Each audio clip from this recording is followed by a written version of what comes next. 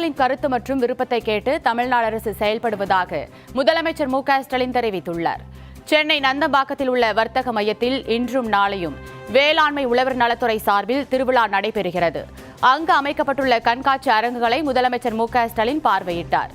பின்னர் உரையாற்றிய அவர், தமிழ்நாடு கல்வியில் மட்டுமின்றி பல்வேறு துறைகளிலும் சிறந்து விளங்குவதாகவும், வேளாண்மையில் சிறந்து விளங்கும் தமிழ்நாடு என்று சொல்லும் அளவுக்கான விழா இது எனவும் பெருமிதம் தெரிவித்துள்ளார்.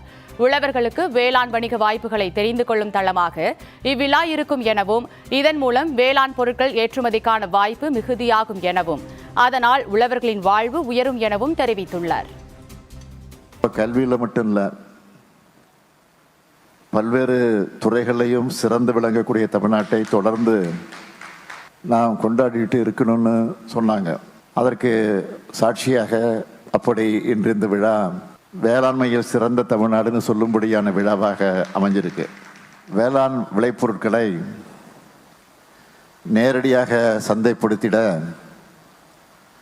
இந்த கண்காட்சியும் கருத்தரங்கங்களும் விவசாயிகளுக்கு நல்ல வாய்ப்பாக அமைஞ்சிருக்கு. இந்த முன்னெடுப்பு விவசாயிகளுக்கு புதிய சாகுபடி முறைகள் மற்றும் வேளாண் வணிக வாய்ப்புகளை பற்றி தெரிந்து கொள்வதற்கான முக்கிய தளமாக இது அமைந்திருக்கு. இதனால உள்நாட்டு மற்றும் பன்னாட்டு சந்தை வாய்ப்புகள் உருவாகுவதோடு